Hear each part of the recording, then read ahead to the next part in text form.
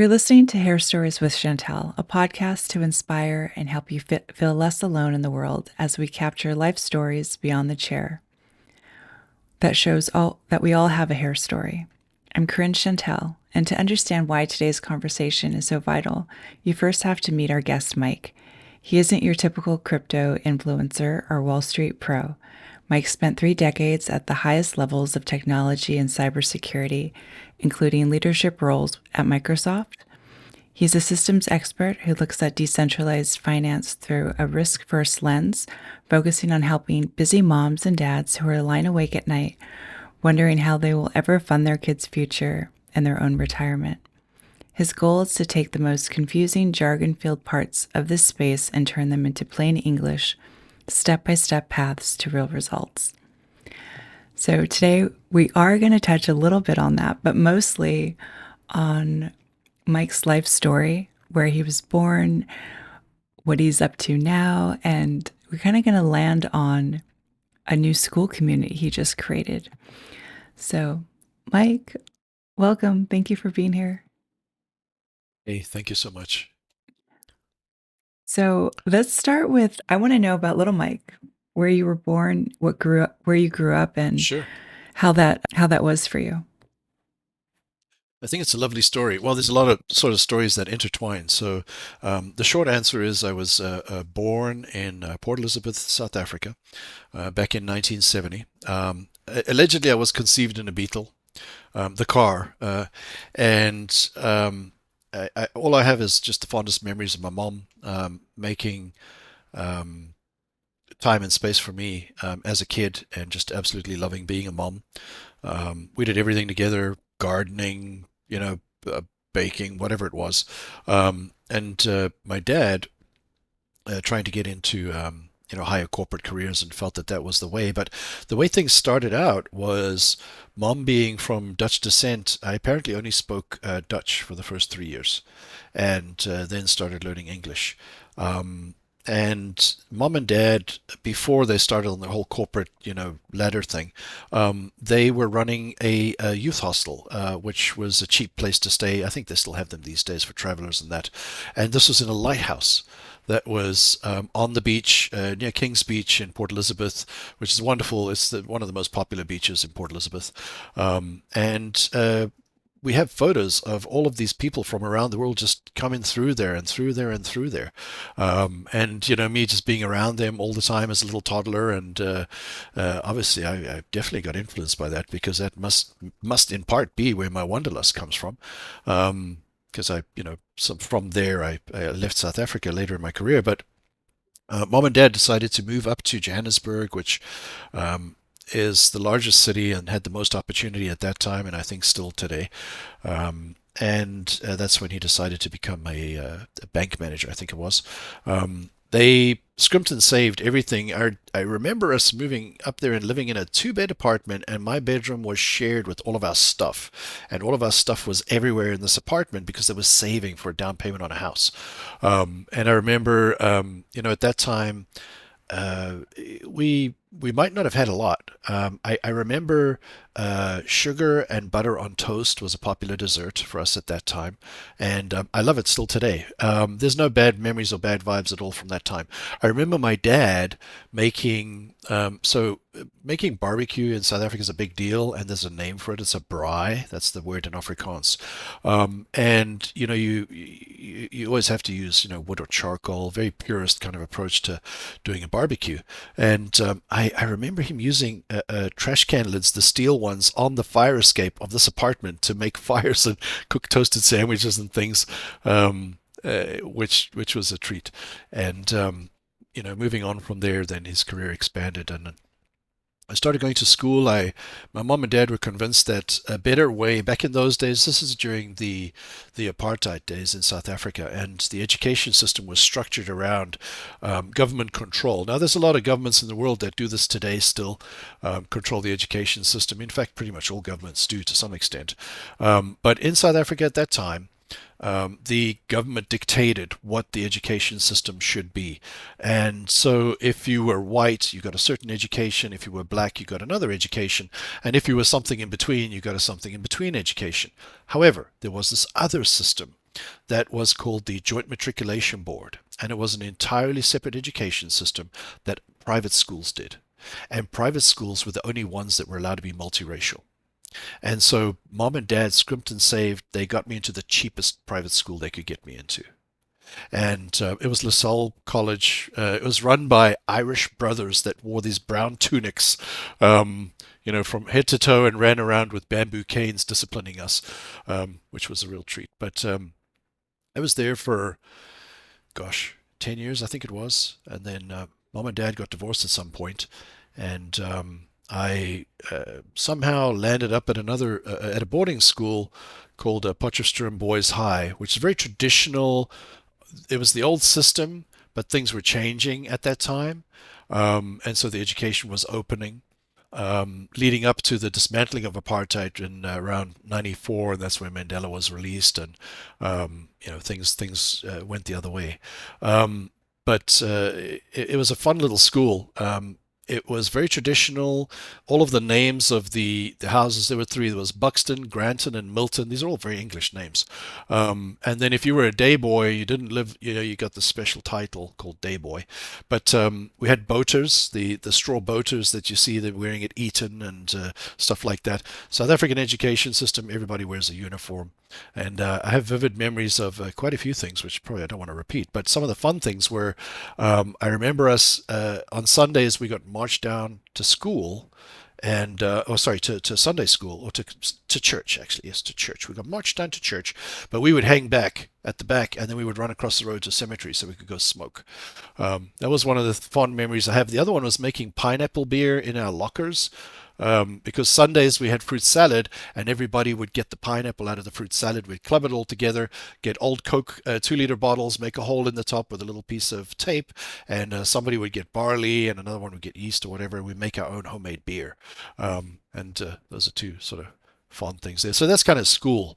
But I give a pause. I mean, I'll probably just keep going.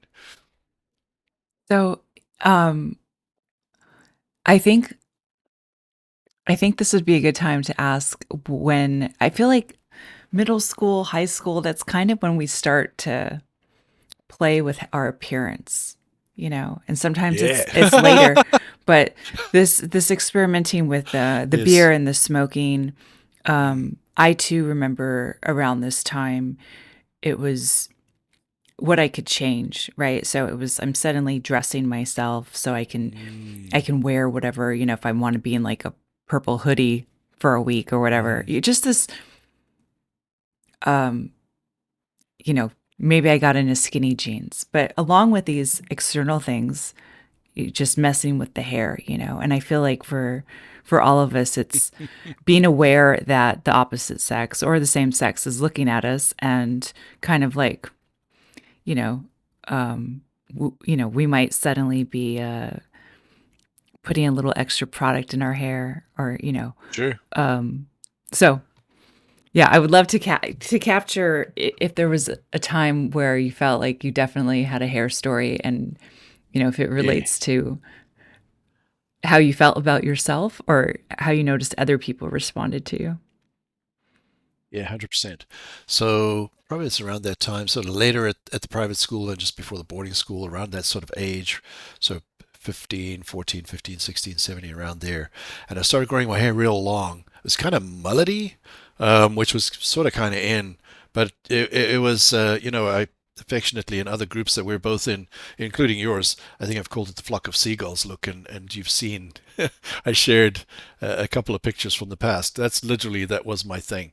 And from the product perspective, I know I was into gel. I never really understood all the product stuff, and frankly, I know my mom tried to explain it to me, but being a guy, I just whatever. This is what everyone uses. It must work. And I was never satisfied, actually. I think with how things really looked, and I was trying to get as much height out of what I had.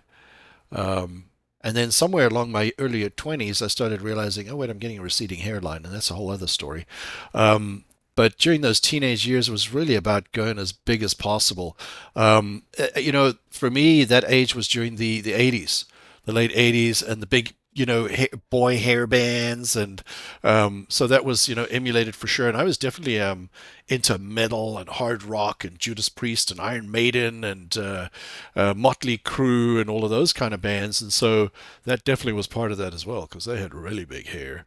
And I never grew it as long as I wanted. I think there was definitely a bit of self dissatisfaction around everything because at a school level you weren't we were had school uniforms and there was a code and that kind of thing. So you were not allowed to do certain things the way you might have wanted to do them. And I knew I grew my hair as long as I could without getting into trouble. And so I never really got into that, sort of middle, super long hair stage. But I did, try to do what I could with what I had.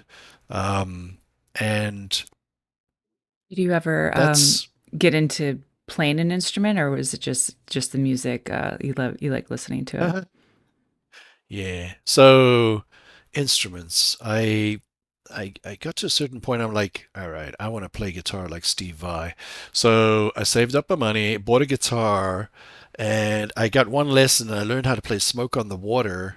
And then I got distracted by something else. And now, if you know guitar, then you know "Smoke on the Water" is legit the easiest tune you can play on a guitar. It's really easy.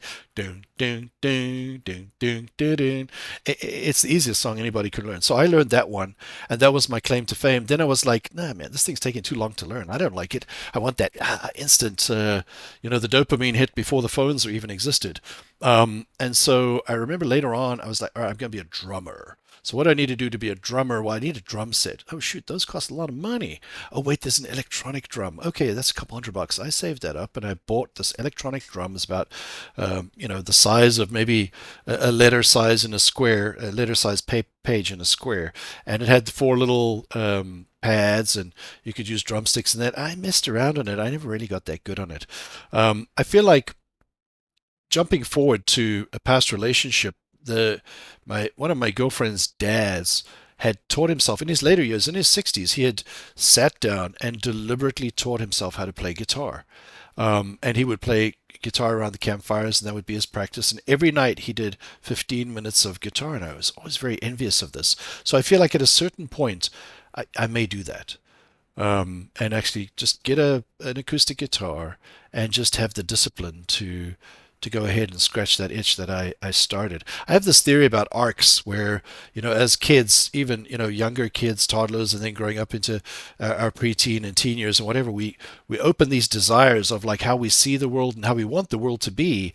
And we imagine these wonderful scenes and situations and where we have an abundance of this, or we have things the way we want them, and so we open these desires, but we don't necessarily always fulfill them, or don't have the capacity or tools or wherewithal to fulfill them. And so we open these desires and they're left undone. And part of my theory is that as we get older and go through our different life phases and start to realize, like, oh, I've been this way, I want to go this way in my life, or starting to get more spiritual, or starting to, try and peel back our inner psychological layers and do healing and inner work, and, even things like, breath work, which I know that you love, and all of these modalities, that we're actually, all we're trying to do is close those arcs we've opened back then. That's my theory. And so that's all we're trying to do, is we're trying to become kids again. And it's guaranteed to happen because, you start in diapers, and I've seen a lot of old people end in diapers, so maybe that's a thing. But your question about instruments took me there.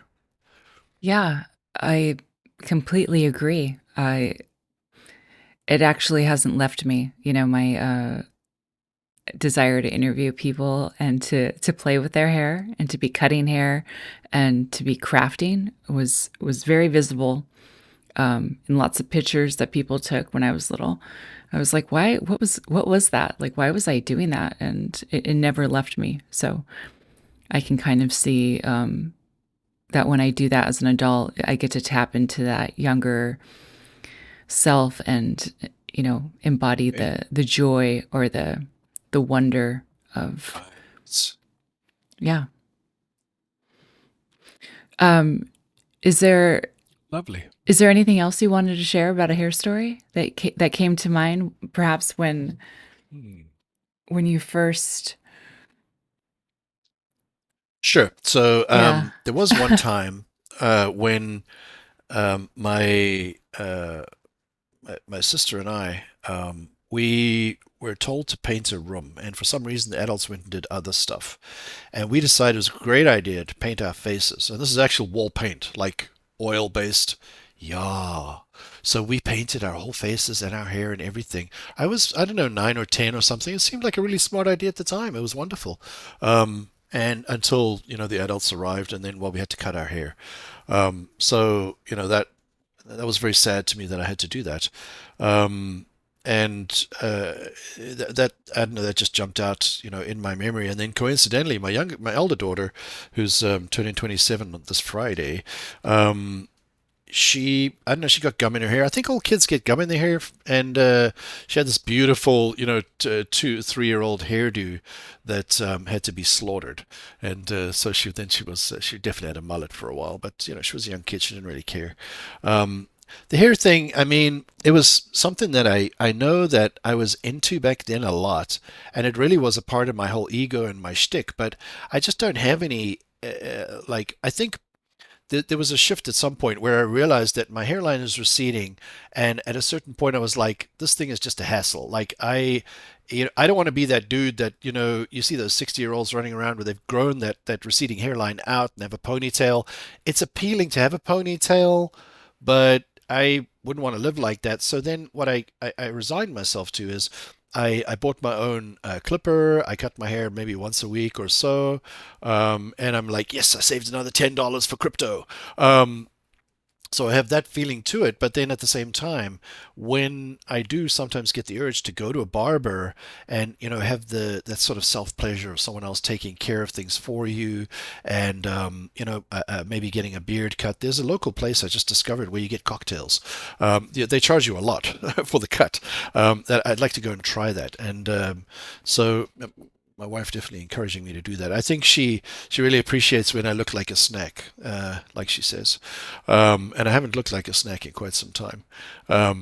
Because it's just there's this weird equation in my head of like, it's just hair. You're gonna cut it anyway. I could do other things with that time. That's an hour of my life I could put into something else. But at a certain point, I'm starting to feel like maybe I do want to try and just enjoy that again. And it's a weird inner conversation for me.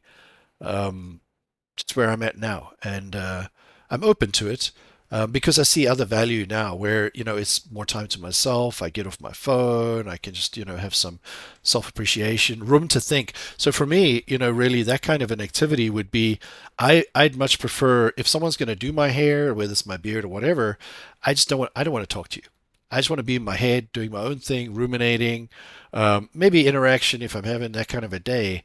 So I I think there's like a feeling into a place. I did have a place back in Canada when we were in Ottawa. I had a place that I used to go get my hair done as a barber, and at a barber shop. There's a bunch of young guys, and they were just a cool bunch of guys. It was actually a lot of fun. Going there and getting to know people and feeling like you're part of something. Actually, I did enjoy that a lot. So, thanks for surfacing that. Actually, it was just a barber shop, and they did those kind of services. But it was all young guys that were friends that started it, and they made everybody feel like they were part of their story. So that there's a his story. And yeah, that's probably 8, 10 years ago now. So okay, maybe I'll go and scratch that itch. Yeah, I love that for you. There's something about um, somebody else's attention on us in a way that's really soothing, right? So and to have that, like, somebody else touching you, but it's in this non um, intimate way, but also intimate, but not like sexually intimate. I find Sure. just so so relaxing, and as being on the receiving end, I often doze, I often will be like, I want to watch them cut my hair, and then before I know it, I'm just like in my own little, the little touch of something is just relaxing me, and I've drifted Yeah. off. But as somebody who's given services, hair services to people, I remember I was doing somebody's pixie, and I'm doing the roots and the color, and she nodded off like seriously, like pretty quickly, and I started to feel like, wow, this was during I had to be masked up during the pandemic and working on people, and I just remember feeling like, Yes. oh, we are all so tired, you know? Like I Sure. felt like it was nice that she was relaxed with me to just be like, as I'm trying to Yeah. do her hair, but I also could feel the, ooh, we like we need this, this time to kind of just be able to sit It's and interesting. being out of That's our so being interesting. out of our houses. Like we love our pets and our kids and our Mm. partners and our own space and our rooms where we keep the crafts or tools to do the yard work or whatever. Like that's such a gift to have our own space, but there's something about getting in, out of your space and just someone else's attention is fully on you, kind of with no expectation. I think that's it. This woman I'm thinking of, You're, she you're, had yeah. no expectation of me, except I was just doing what she was there to have done. And when we were in that, our whole nervous system, if we choose to, can take the opportunity to just be like, "Shoo." So funny. I think I just had a major realization, in fact, as you shared that, because I allow myself to go there and relax when it's something that is like massage, like therapeutic massage. Mhm. And some of the best massages I've ever had have been females who know how to use their body, like to really get in there. I'm always down for like a real deep massage, but my approach to it has always been, oh, this is therapeutic, and so that's okay. Um, Whereas for me, something like hair, that's like, oh, that's a luxury. So it's interesting in my inner dialogue, I'm just realizing that now that I have this differing appreciation of the two, and the joy and benefit you're giving as you're receiving, being the giver of that service, is something that I've enjoyed on the massage table, because I'm going there for, well, this is a medical thing I need to get the scene to. But then when I'm there, I just chill totally out. I fall asleep. It's the greatest thing since sliced bread.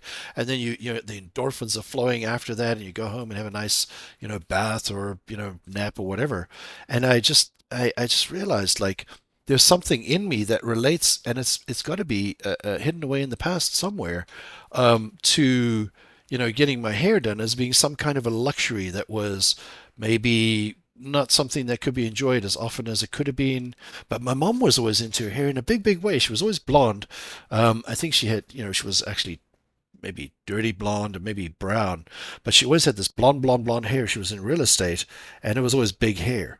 And she just had this look about her all those years, doing that. And she always used to get her hair done.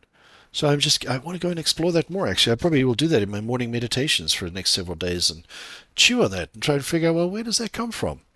Um, because I mean, my wife loves doing it. She gets her nails done and stuff, and it's essential to her and her self care, and absolutely support her. And so then at the same time, I'm realizing, well, why wouldn't I allow myself that? So that's very interesting. That's very interesting. Thank you.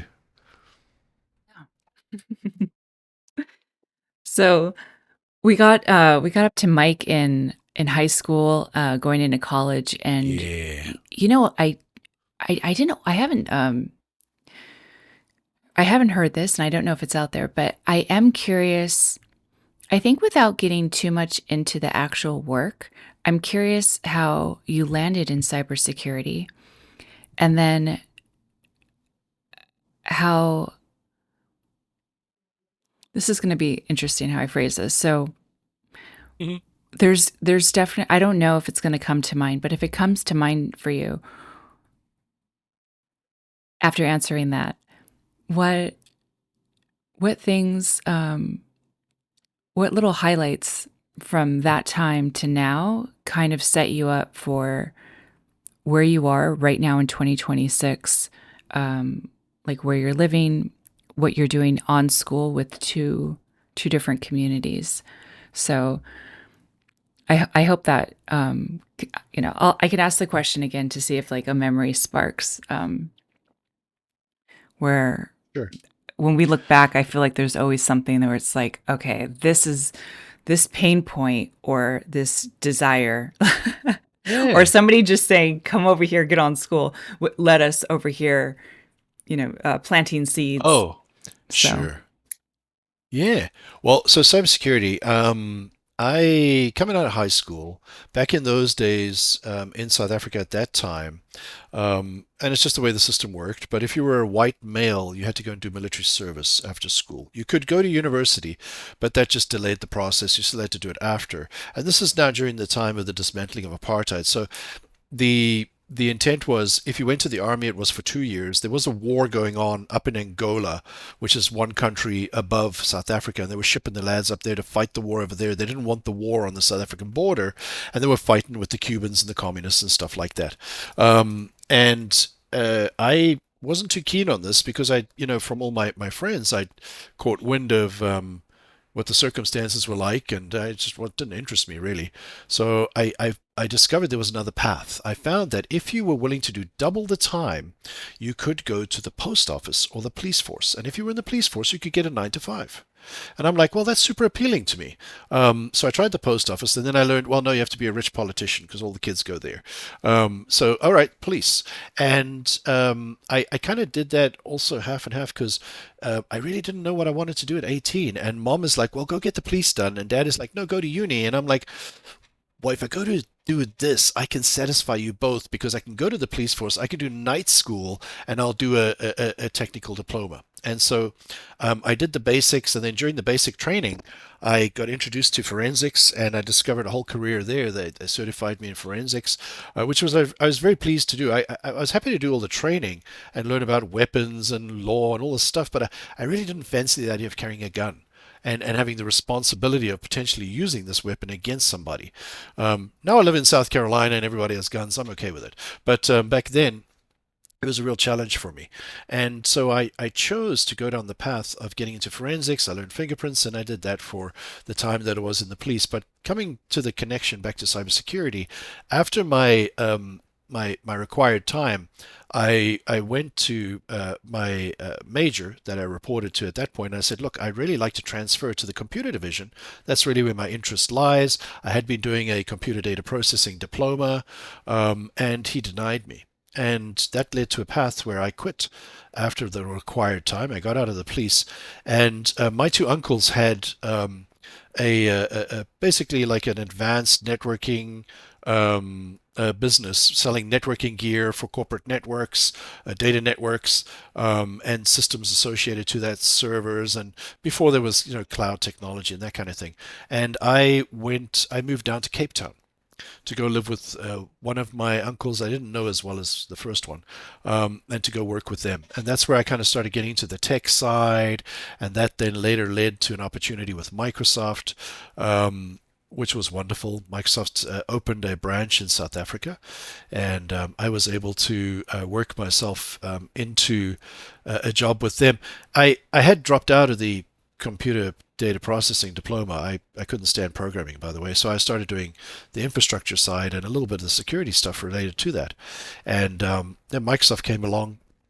They required degrees to get into the support team, and I managed to. They had a certification called a Microsoft Certified Systems Engineer. They just started. It was in beta, and so I became the first one in South Africa to do that.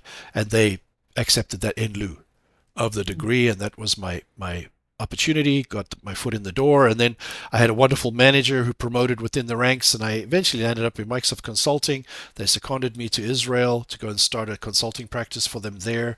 Now the consulting worked hand in hand with the enterprise sales. So basically enterprise sales would go warm people up, and then they sent in, we were effectively soldiers, foot soldiers for tech. And we were displacing systems, Unix and IBM AS400 in all of the big banks and all of the big companies in Israel. And in basically replacing it with inferior technology, if you ask me now. um, but that led to that whole sort of cybersecurity angle, and then I was able to transfer. I'm skipping over lots of stories, but I was able to transfer out to the UK, and I worked there for a while and then came back to South Africa, got divorced from my first wife, and then landed up in Canada.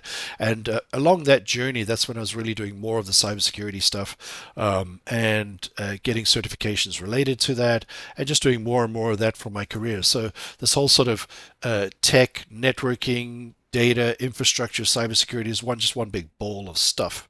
I have effectively done anything that could be done. And so it kind of put me in a very prime spot to be a contractor and consultant, which I've done for many, many years now.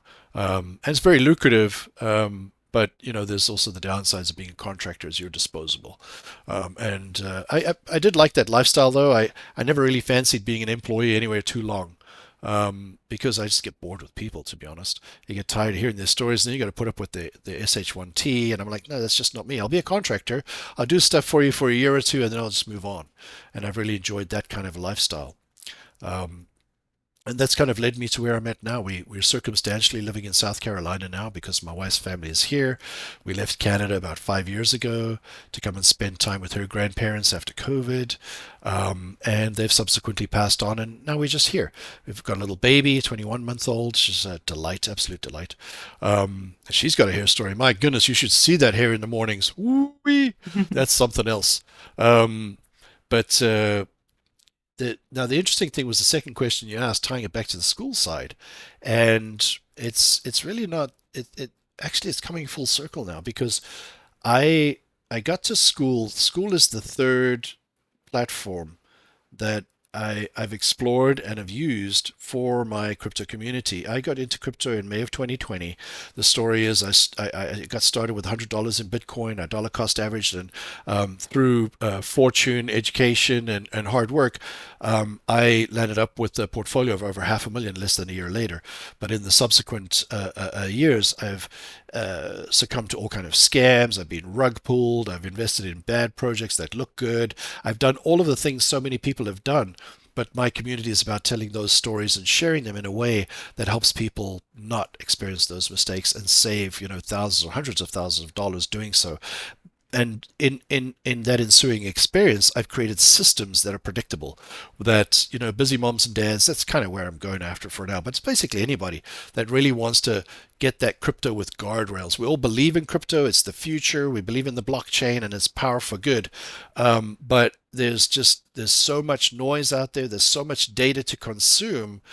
Somebody like me who's in forensics, who loves finding or has that forensic mindset, who loves finding needles in haystacks and also connecting pieces of technology together, like I did with the LinkedIn business that I founded, um, is being able to piece the things together in a way that can make sense. Now, being very good at making that make sense is something I'm getting better at every day. But I take great pride in telling anybody. I have my mother-in-law in my group. She's doing really, really well. She's now planning for retirement that she didn't. I have my other family in there, my friends, and my new school friends, and I really feel like I'm making a difference in those people's lives, and that's the thing that keeps me up at night. Is I lie in bed, really worrying about the different kind of information I'm putting forth to people and putting my name to, because I don't want anybody to suffer the mistakes that I did, and so that's the sort of the real focus in that sort of guardrails approach.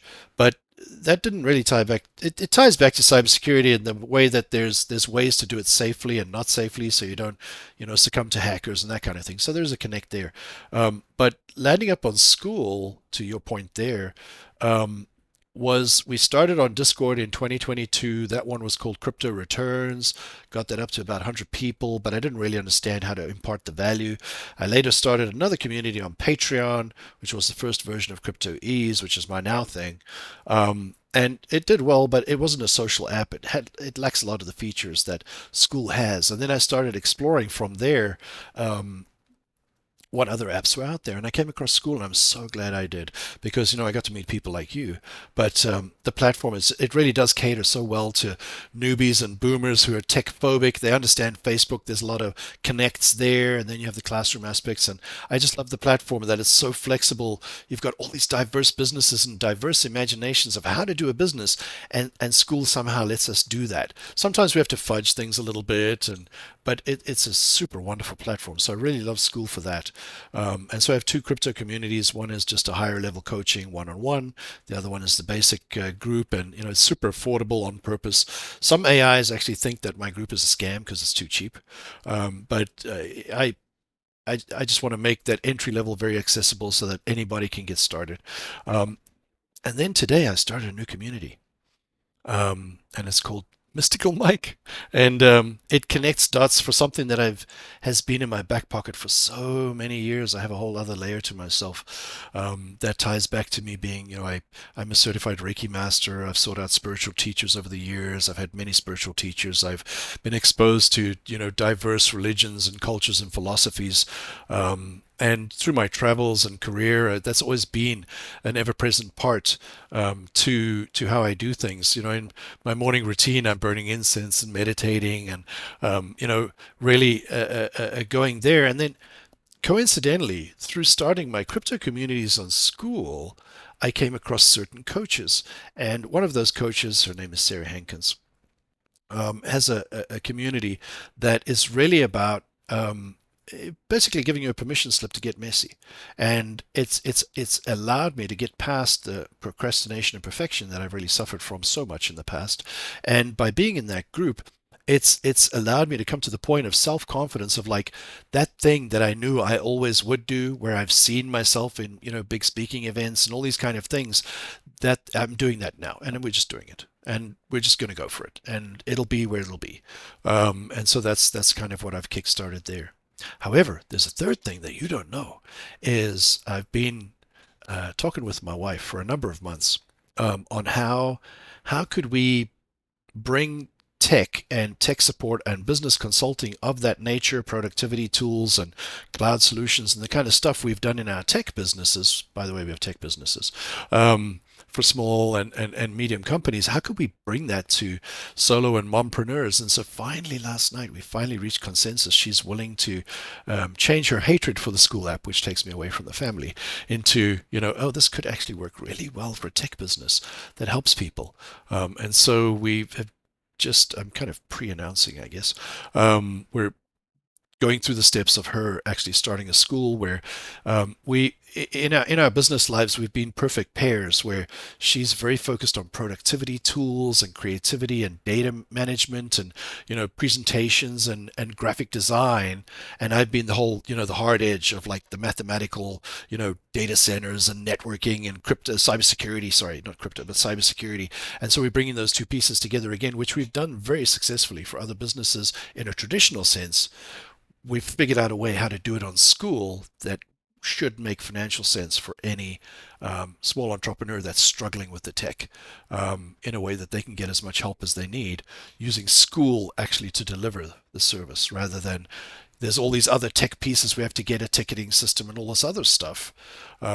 So we're yes. So I've kind of just pre-announced that, but hey, Yeah, no, that's what you exciting.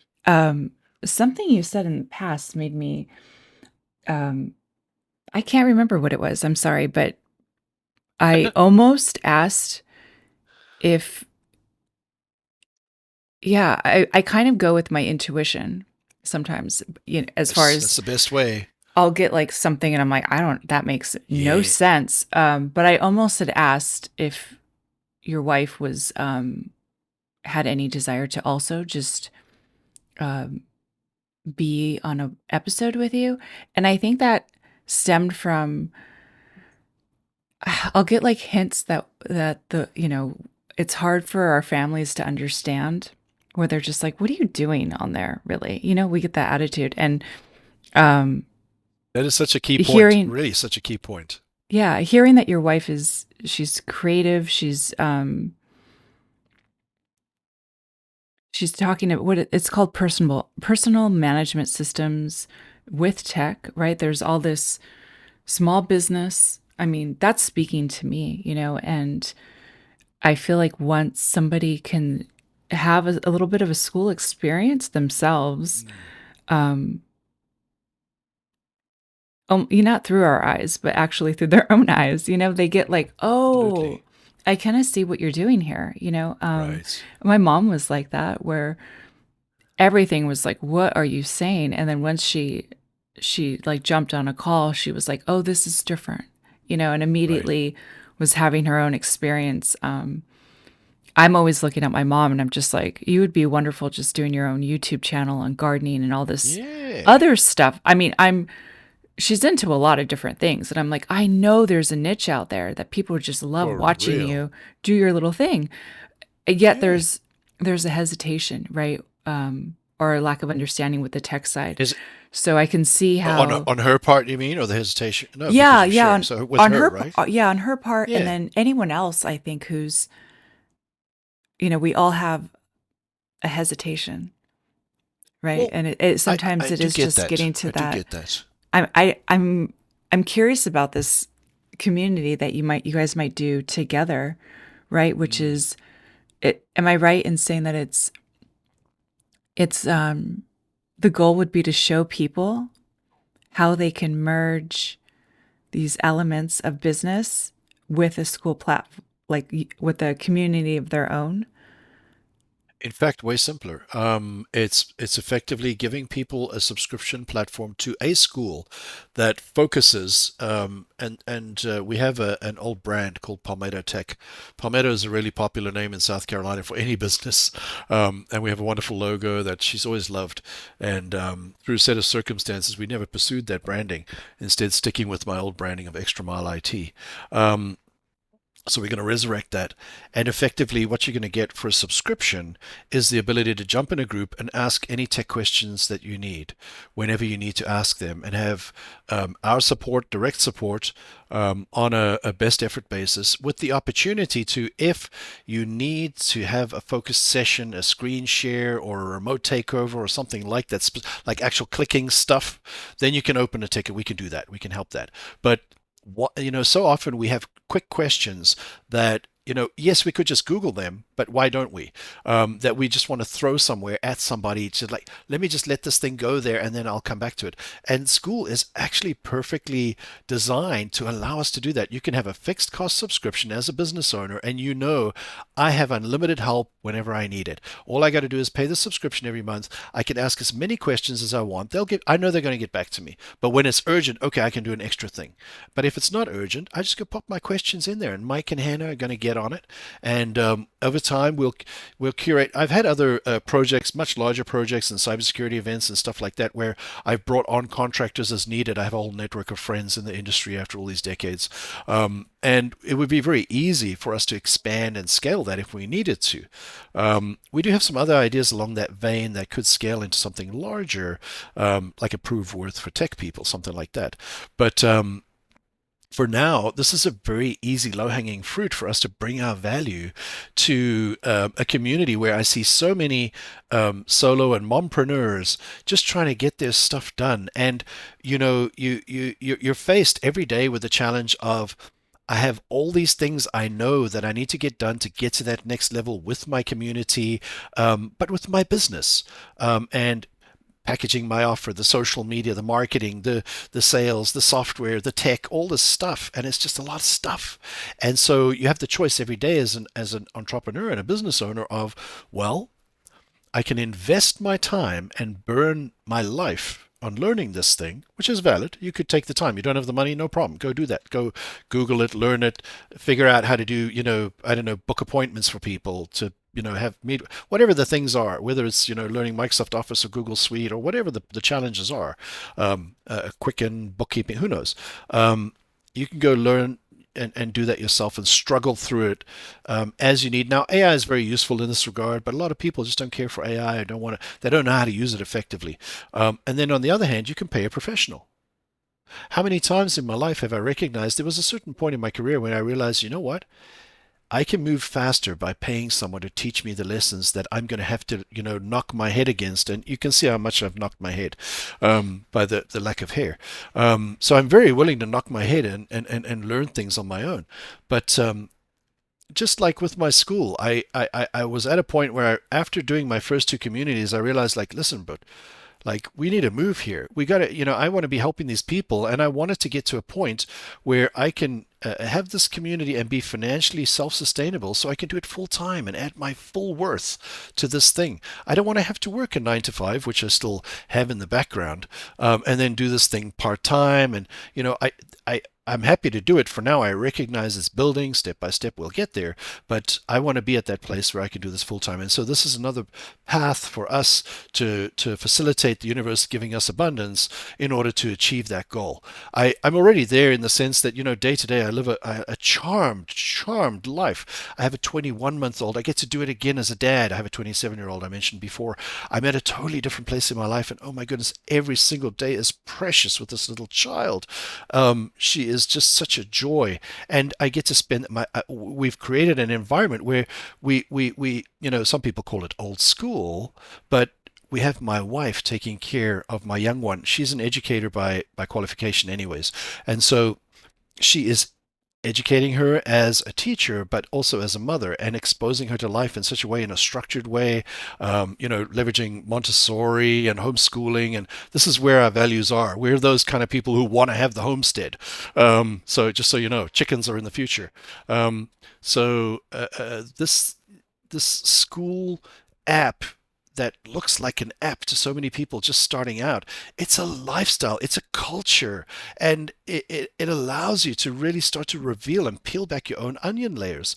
And the more I do that through my coaches, where yes, I need to accelerate my results, I'm happy to pay someone to teach me those lessons. And also, I'm honest enough with my own internal dialogue to be like, I don't need to waste my time with somebody who's just teaching me how to sell stuff. I need someone who's going to get to Mike, and I have those people, and you're actually one of them too, by the way, with your posts. And so, where I'm able to just honestly reflect and be like, this is actually who I am right now. I'm able to be honest with myself. I'm able to peel back another onion layer. I need to get to that core because that's where the good stuff is.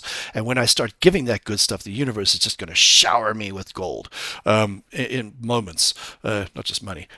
um, but that quid pro quo, that give and take, that setup of energy, and help other people to get that. And I'm at that point now where I'm like, yes, I'm helping people do that on the crypto side. It's proven. I've gotten results. I've got all the testimonials. More is great, but I want to do more. And I through the eyes of my 21-month-old child, I've gained a new appreciation for how every single day is so precious. And how often do we just turn the TV on? How often do we just scroll on our phones? Which is fine. If that's what you want to do with your life, all the power to you. But I don't want to do that with my life. I want to squeeze as much juice as I can out of every single moment. And part of that, for me, is always going to be tied to helping people. That's just how I was raised. I come from a family of entrepreneurs, and we always thinking of our customers, but our customers were always our friends. And there's just tied up in this whole complicated goo of like, I cannot progress unless I help others progress. Does that make sense? Absolutely. Do you feel like the squeeze is that you get that through just like a newfound presence?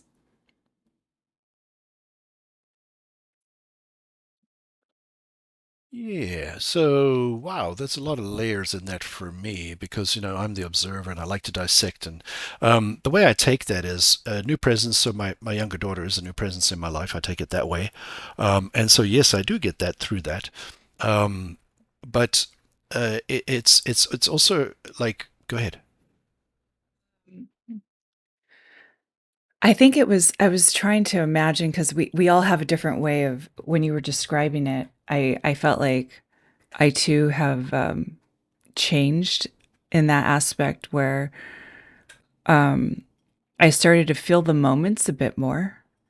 And even if it was like, well, I wasn't expecting to see somebody, or I have plans to do something with somebody, or I'm even just a moment with myself where I'm working on a project, I've somehow activated this like intense presence, where I that squeeze you talked about is like I am just enjoying the moments so much more differently, and honoring it where Present.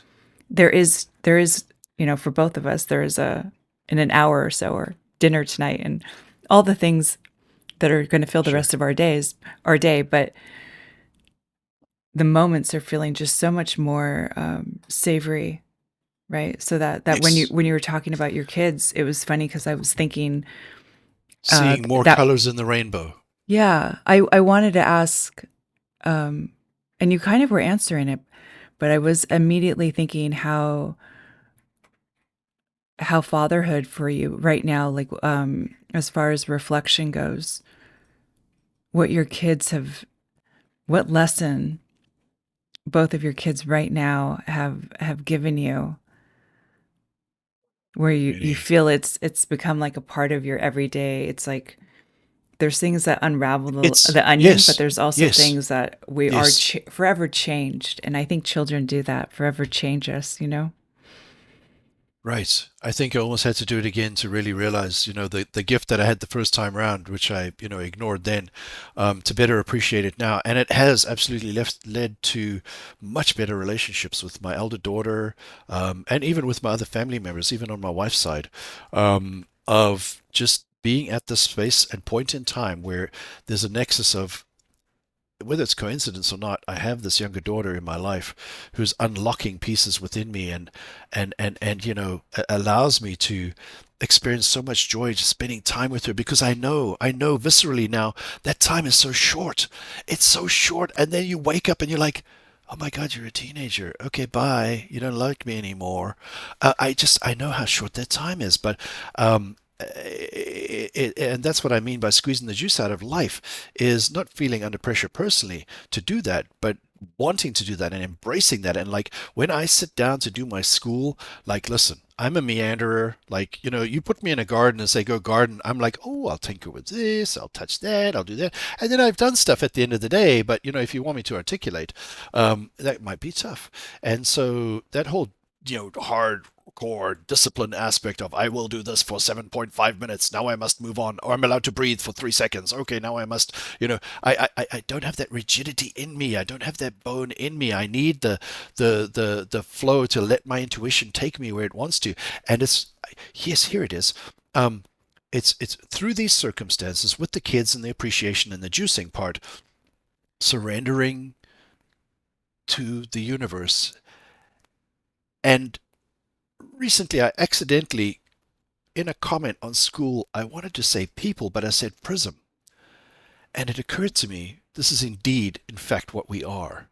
We are prisms for the universe to echo through us and to expand through us and to appreciate joy or laughter or fear, if you want that experience, through us. And by now surrender is an interesting word. It's layered. There's probably a whole podcast on that. But surrender in the sense of if anybody's into Abraham Hicks, so Esther Hicks loves saying, the more you allow, the better you feel. And this is exactly it. Surrender means allowing, allowing things to not be decided.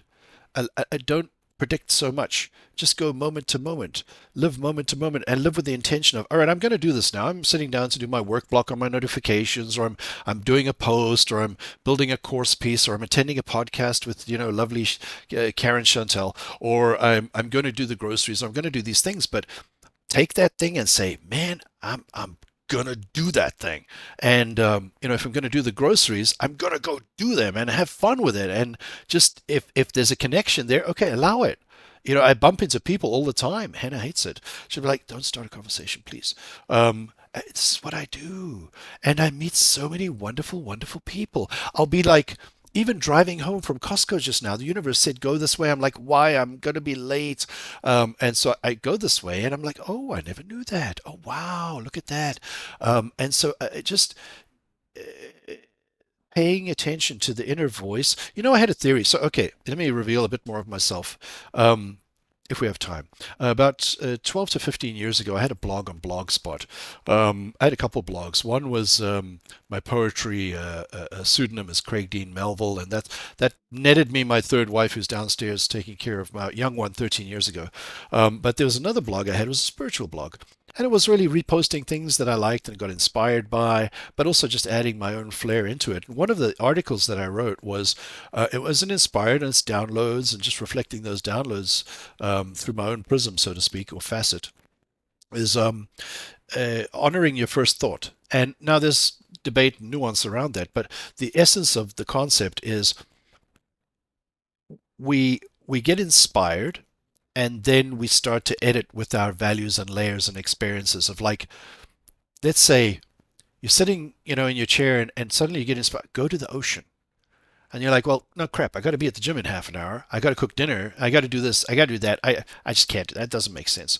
Or we get into our own evaluation of self-worth of like, go and do this crazy thing. Go join the theater. Or I just joined a screenwriters group, by the way. A wonderful guy, James Marn, on Skool. He's written the scripts for Severance and Doctor Who and stuff. He's Nice. a wonderful little dude, wonderful guy. One of my OG guys in my crypto community. Such a generous person. But he has a screenwriters community. It's tiny. It's 40 people. But he's such a nice guy. So I'm like, maybe I can write a script. Why not? I jumped in there initially just to support him, but now I'm like, sure, why not? It just follow your heart and follow the little inspirations that come to you, like the little sparkles in a photo. And those could be fairies, those could be angels, those could be our ancestors watching over your shoulder. And when you get those moments, just let go and maybe give into them more rather than trying to reassess your entire self-worth in a moment just because you feel like you have to obey the program. I mean, eat the cookie from the oracle, be Neo, why not? That's so funny. I once a week I find myself saying that to somebody, you know, but the not the cookie part because I don't always have cookies, but I'll be like right after you drink this, you'll be red as rain. But it's just weird because I often don't think someone knows what I'm doing. It's just and it just tickles me. So I love that you made that So I reference. could see how Carin Chantel sees herself as both the Oracle and Trinity. Mm, I think we're yeah. all reflected through the Matrix is just a wonderful metaphor. There's lots of them out there, but I think so much is reflected through that. And for me, I in my private moments, I have more and more, especially of late, inspired through various modalities, music, art, whatever. I appreciate more and more that in this moment and time and space, I am that one, and I am turning to the universe and I'm saying, no, I don't need that anymore. So you go Agent Smith as much as you like. I don't give a crap. This is where I'm going, and I'm going to have a blast. That. Um, I'm kind of yeah, I'm savoring that little. I like that a lot. Um, I is I kind of want to ask just a little bit more about the school community launch today, Yeah, and if that um I got a story there. was that a yeah was that kind of like a burning desire, and Yes, if we're talking decades. oh, by the way, I really loved your about page. I was like, how can I write Oh, which one? something? The new one? Yeah. I actually was Thank like, you. and that leads me to a question that I just remembered I had is there, um, was there a specific education that you had, or have you written? Um, do you like writing? I pick up something a little bit special about your post, and it gets like I like to write, but it always I get like really excited, and I'm like, ooh, Yeah. what's his background? Is he right? Has he been writing little stories throughout Yeah. life? Did he take writing courses? There's something about the way you phrase things, and I just thought of three different stories. if it's totally natural, that's okay. I mean, you're just like I'm just naturally gifted, Yeah. which is good. Oh, But well, yes. I I'm pick naturally up gifted. something a little bit special, and I was wondering where that came from. That's awesome. Thank you. Well, a couple things come to mind. One is I love playing with puzzles, and figuring things out. That's part of that, needle haystack, combining things together to make new things, kind of a specialty that I love doing. But so part of it is words, and I have a great appreciation of words. I don't read that many books anymore these days. I mean, I do from a inspirational perspective, I'll pick up something and just maybe open and get inspired.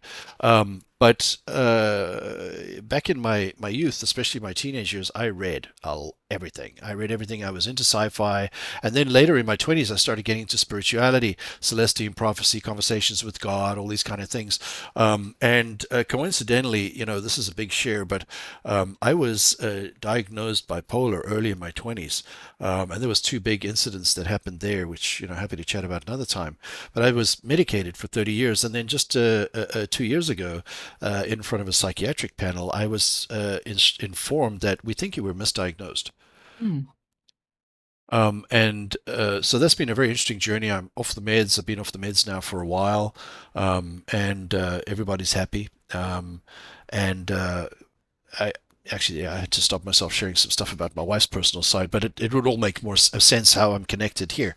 But I shared that because that whole spiritual side took me down a whole other path, which never really surfaced in the career Mike. So you meet Mike day to day. It's not something that we necessarily expose. We don't just expose our innermost, the part we protect the most.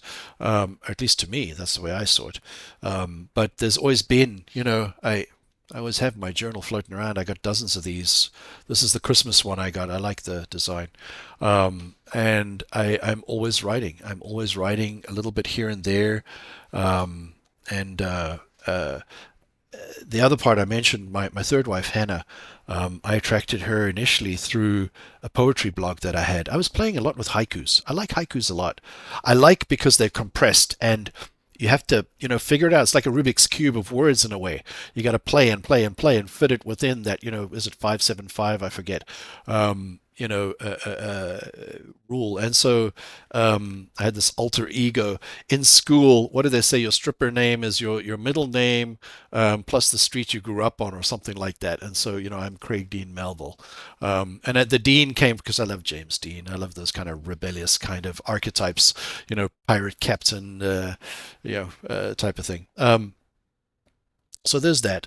The other thing that does come to mind as well, if I can share real quick, is in boarding school, I had a particular English teacher, and he liked me for some reason, but he was an alcoholic, and he lived at the school, boarding school. So we would have these sessions at night. Now we wondered, like, was he, a little bit, I don't know, because he had this particular behavior, and I think it was just his how he was. He always wore suits as a school teacher, even in his apartment.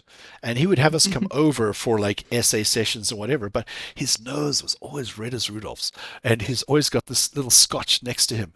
And I think he might have had some ulterior career where he could have been an English professor or something like that. And then he dumbed himself down and decided to do this or something because he always had that flair. And that was always so interesting to me. Here's this dude who's just so smart when it came to words. And I don't know why it really it made a huge impression on me.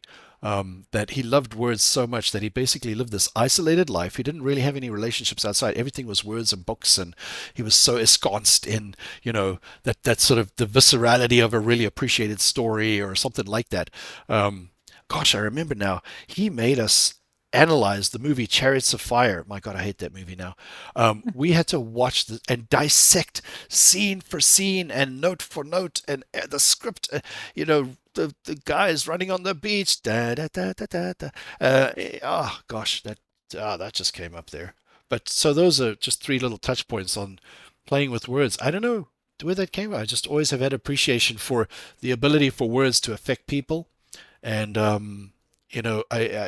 love playing with words. And sometimes I do it deliberately to poke and see what kind of response you get. But school is all about words. Whether you're on video or comments, I mean, it's all words. And so, and it's an English first platform.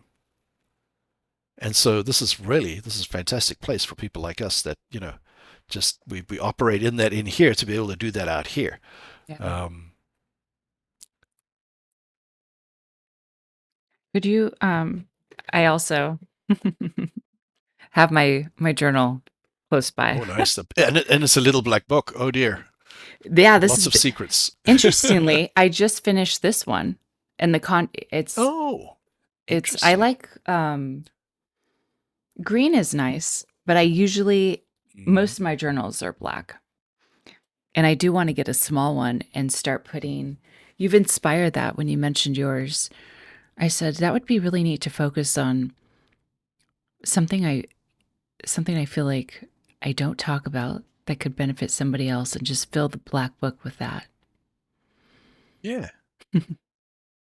Like, something that, years after we were gone, some kids are rummaging around, an old house we used to live in. There's these dusty journals, and they're like, oh, look what this person used to think. And then, get impacted by that. But why couldn't you do that now? Why couldn't you get published? My wife is a writer, and I'm excited for her to find the confidence to publish. She was part of a Discord that had so many budding writers, and she helped so many people actually get to take those next steps and find the confidence to publish. And every once in a while, every few months, we get a book in the mail of these people who are influenced by her positively. That, like, oh, look, I published. And I'm looking for her to do that. She also likes playing with words, in her own way. Wow. And I mean, that's what brought us together originally, right? Was my Yeah. poetry blog and that connection there. Mm. So it's something I'm looking to dabble in again, I guess, at some point. Um, but I got other priorities right now. Yeah. She's she has she written a book or is she's just At least one. okay.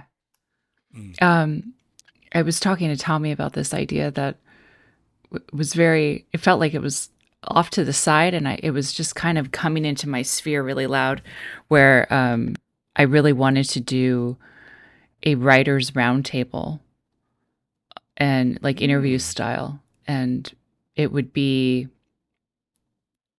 just getting three random writers, a publisher, and an editor, and kind of just doing. Yeah, have you watched any actors on YouTube? Usually, the Variety channel does it, and the way it's set up is really interesting. They have one person asking questions, and they're usually at a round table. And I watch those, and I'm like, I just love this interviewing style. So I was telling Tommy, I'm like, I feel like I want to put this together and I don't know why and it's kind of out of nowhere. And ever since I've said that out loud to him, It's I keep finding authors. It's, like how you just interesting. mentioned. So it's Yeah. like you're calling it in. Yeah, I felt like the odd part was that it was calling to me and I'm like I don't know that I told them it's like I don't know that I'm qualified or why this idea is something I feel called to do or No, initiate that's just your old snake skin calling you back. in a bad way or a good way. Oh no, The no, it's the natural consequence of wanting to do something new.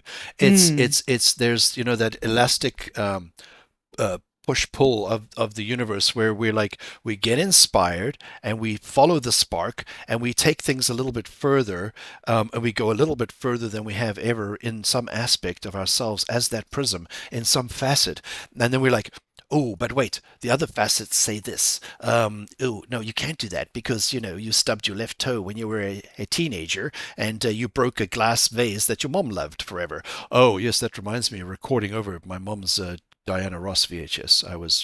That's a lifelong regret actually, even though she's been gone for years. So don't do that. But I think there's VHS. this. So yes, Yeah. I'm dating myself. Um, so the year of the snake is a big theme right now because we're coming up to the end of the Chinese lunar year, and we're excited about. I'm excited about the fire horse. I mean, I'm a dog in Chinese astrology, and that is not necessarily a feature for the horse, but I'm surrounded by two dragons downstairs. Now, my wife and I are both Leos, by the way, and our daughter is an Aries, and my mom was an Aries, so I'm very excited. I love that combo. We are like, she is. It's I pity the fool that ever tries to mess with us. I really do. We're just like this little pride, and we're all around this little young one, and just creating this bubble that's like, you're just a special little someone in this world. But at the same time, there's this fire horse theme now, and I'm excited, not because it's a horse. I love horses, kind of. I love horses. I have a trepidatious relationship with them, honestly. Um, but fire, I know how to play with fire. And so I'm excited for that aspect of it. Now I forget how we got there, but the whole point was, the year of the snake. Actually, I just reconnected. Is how do snakes grow? They have to release their old skin. And that's what, this final sort of week or whatever of the year of the snake is, that final kind of push out of the old skin. And that's what always happens, doesn't it? Is like we realize, listen, I'm growing. I have to shed my skin. I have no choice. Now, this might not be the inner dialogue, but this is an example. I have to shed this skin. I have to go through this process. But even as I'm doing it, that skin is trying to hold on. The old one is trying to hold on. I have this new skin that I've dreamed up and I'm bringing into the world, but the old one is holding on. And so it's the natural consequence, the yin and the yang of I realize this new idea. I want to get these people around a table. I want to have this wonderful format. But then, the other side is like, oh, but Carin, did you think of this? Oh, but that happened. Oh, no, you're not qualified. I'm like, F that crap. Totally. Totally. Who Yeah. am I to do that? And it's like, fuck that, just do it. Because people do. People really do. They just do it and then they just keep doing it. And then they have 1,000 videos on YouTube. No, And it's you so get to true. see, your evolution or their evolution. And it's always fun, So you're right that judgment is just, it's absurd. It's silly. It is Weird question. the skin.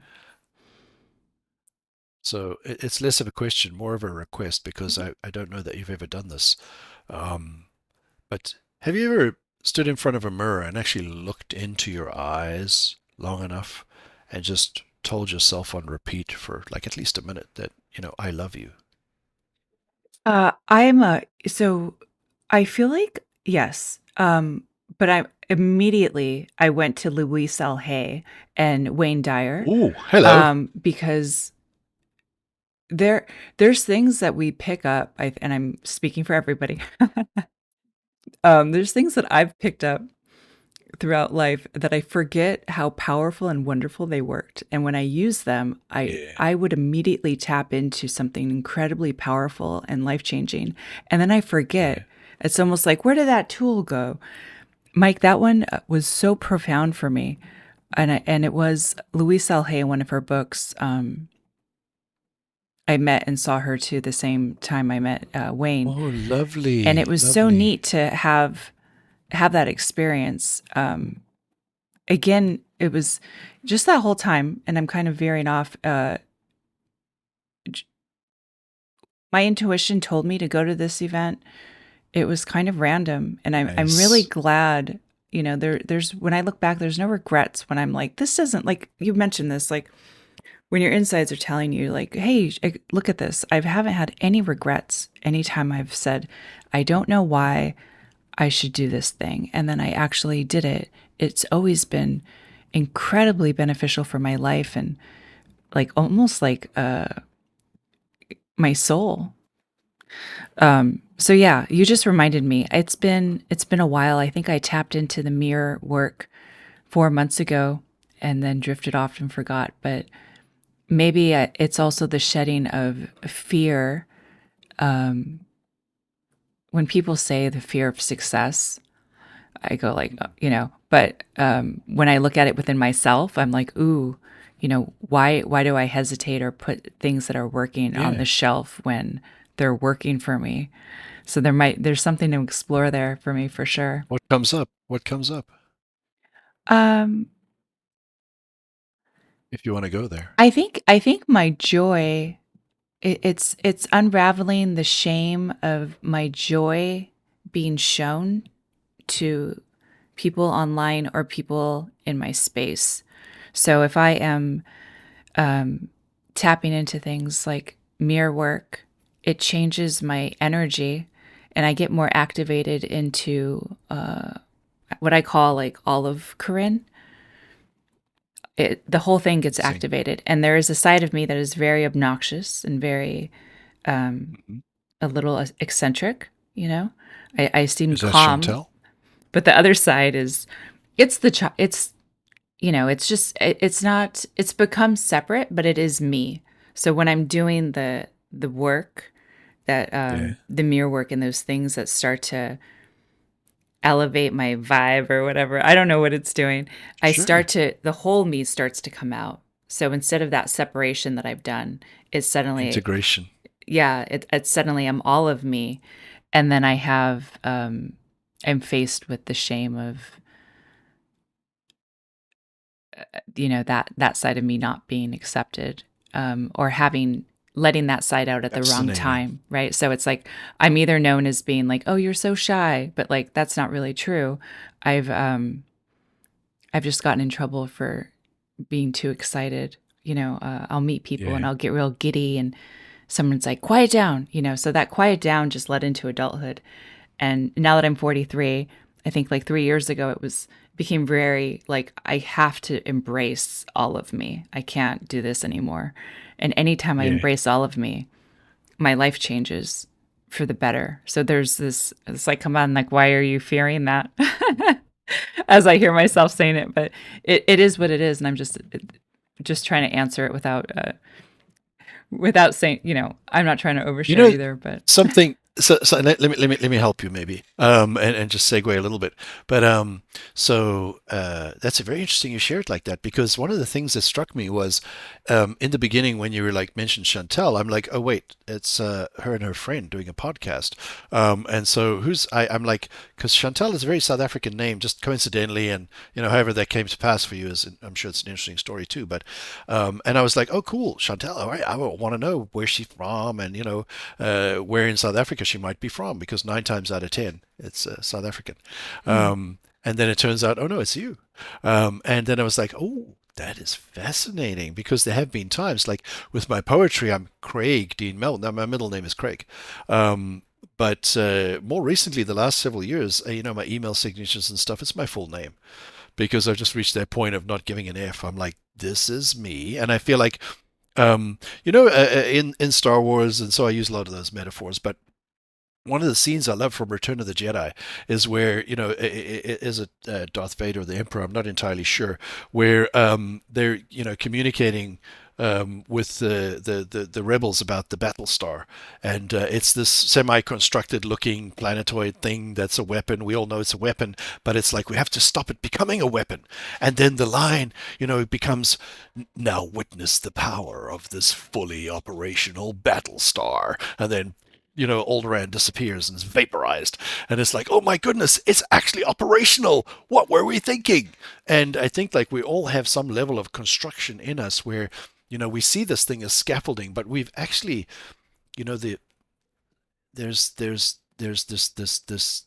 thing that I think happens inside of us, that people that are at a certain level of awareness, I really feel that you're there, where we make these constructs that make it okay for us to be certain ways, and then you have these other moments of integration where the code and the matrix all suddenly make sense, and it's like, yes, these things should meld. Oh, but wait, no, not just yet.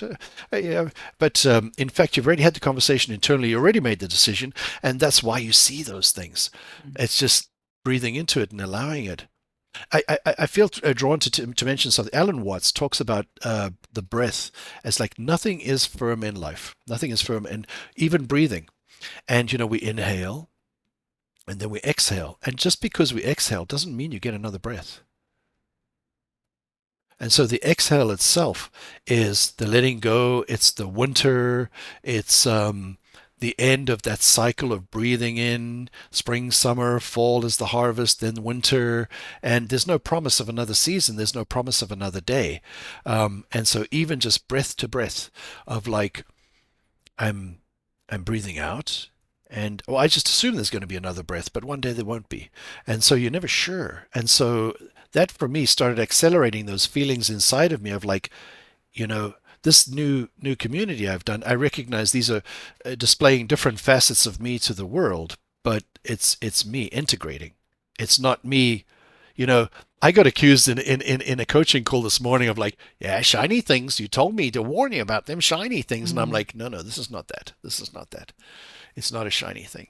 This is a decade long desire coming finally to fruition of just being honest and authentic is such an overused word these days, but authentic enough with myself to be like, you know, that little girl downstairs, really needs to see a dad who, is willing to go there. And it's funny, I just said it like that. I never thought of that before. Um, but I really believe like she is. Are you familiar with the story of Dune? A dune, no. Okay, sci-fi again. Mike and his sci-fi. Do Anyways, like the I feel dunes? like Is it Dune? Just Dune the or a Dune, Dune, dune? Dune series, yeah. Oh yeah, yeah, Oh no yeah. no, the yeah, Frank Herbert, and then there's the entire series, Yeah, and my sister, she got me to see that movie because she was like really into it. oh So yeah, she just gave me the background, and I'm like, wow, I would have never seen it and been into it. So she did the download, and sometimes when yeah, people we love are excited about something, it rubs off on sure, us, and we're like, yeah, yeah, I could. yeah, Let me now open my mind to that. Yeah. yeah. And I mean, it's a fun story. I read all those books as a kid. Some of them are better than others, but What were you? there's Yeah. this What one were you? part. Go So the ahead. part of the Sorry. story is Paul Atreides is a central figure in the story, and his mom. There's the spice on Arrakis, and it has these properties that, enable, spiritual interfacing and all kind of self inner growth and whatnot. And you get these blue eyes from imbibing too much of the spice. But the his mother gets pregnant at a certain point. That she's a certain kind of, she has a certain skill set within an order of females called the Bene Gesserit, and they're like nuns essentially, but superpowers and stuff like that. And she gets pregnant drinking the water of life, which is this hyper concentrated, spice formula, or whatever. And you're not supposed to be pregnant when you imbibe it because it's there's this sharing mechanism that they have where an old Bene Gesserit nun is about to pass away, and they're the story keepers, the story holders, the history holders, and they transfer this to the new one through this process, but you can't be pregnant. And so the embryo becomes ensconced or surrounded and this liquid and becomes, a superpower of her own. Her name is Chani, I think it is. Maybe. Maybe I forgot. But so I feel that way about my little daughter. I really see things in her that I'm like, you're a special little spark. Just like every kid should be, but you're a special little spark, and I'm going to make sure that your specialness gets appreciated by the world in the right way. And in order to do that, why can't I be a special spark too? How Yeah. long will you wait before you allow that? Why wait? Yeah. So, that's a question to you, in fact.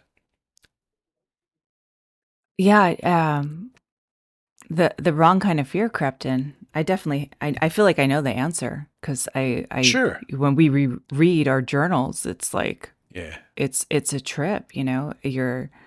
It really is. You're like if I mean I don't know if you feel like this, but sometimes I'm like I feel like I'm time traveling from the future, Yeah. and then I Yeah. land back in the present, and I'm like, oh my gosh, and I've been able to completely change a behavior or a pattern or end a relationship or start one based on those reviews of my journals and my stories and seeing So funny. yeah. Oh my goodness, this is such a collaboration going on here that I'm going to be juicing this for like a while. And I just got this wild idea to start sharing some of my journal pages in my new group, which is insane to me because that's like, yeah, that's, yeah, okay, that's cool. I'll try that. Feels really good. Mm. You saying it I caused feel a like, caused an expansion here inside of me, so I think it's a good thing. funny, that whole bipolar experience that I had in my life. Mm. Um, is it cost a lot in terms of personal relationships and family. There's a lot of heavy lifting tied up there, but it allows me to I feel like appreciate more. Like there's no time like now. Just go do it. Just go do it. Um, just go do it. Yeah. Do you want to wait until you're like on death's bed and you couldn't do it and you regret? You're breathing now. Just do it. Yeah, It's the journey, right? It's the. I mean, the best advice is advice we should take ourselves, to be honest, as well. well, I was thinking that we've done that today, right? Mm. I feel like there was things in our morning individually where we did that, and then we did it by jumping on this call, and in this things that came up for us. I feel like we've already made decisions, which is nice to do it, to do the it, Sure. whatever the it is, and re-solidify the decision. I hope Yeah. like there's like And just what you and your wife are doing, Hannah, yeah. right? Like I'm really excited to I hope I get to witness that and be a part of that. And Cool. yeah, I'm excited. Seeing other, and, that's the thing too, is to remember, like, seeing other people do it. So sometimes, like, we need to do our thing so somebody can see us doing it and be inspired to. Fascinating. And That I is think that's kind of fascinating. like what you were saying about the man or the father you want to be for your daughter, is what kind Right. of human do we want to be to other humans, right? And if I get stuck in my head, I'm like, that's the injustice, is whatever my experience is doesn't always have to be for me. It could be for the right person who feels like something I said makes them feel like they want to stay on the planet. And I've Yes, said this before. This 100%. is a wild time. Oh, it's I think that wonderful. the ones that the people that choose to stay, we're wild, and I'm not judging people who decide not to stay, but I like Yeah. the idea of us inspiring each other to come into community and share our gifts and our little sparks is a good feeling, and that I think that's I've had that feedback a few times, and it's left an impression on me, because I can get really quiet and stop sharing. And I remember that time that somebody took the time to write me an email where they were like, Mm. I was really struggling. Something you said, kept me here. And I'm just, Mm. that's my abbreviation. I'm not saying it word for word how it was displayed, but Sure. I think that's the reminder I get today from our conversation, and seeing you start your new community, seeing you show up in the community, other people's communities and your own. It all was like a reflection to just for myself to keep going and sharing That's such a and sweet thing to showing up. say. That's Thank such a you. sweet thing to say. I think you're doing it already, though. I'm really impressed by you, in fact. I love how level-headed I perceive you to be. I love how measured you are in your use of language, your primary tool. I love that there's these other aspects to you that are just unexplored, of like these two separate personas, Carin and Chantel.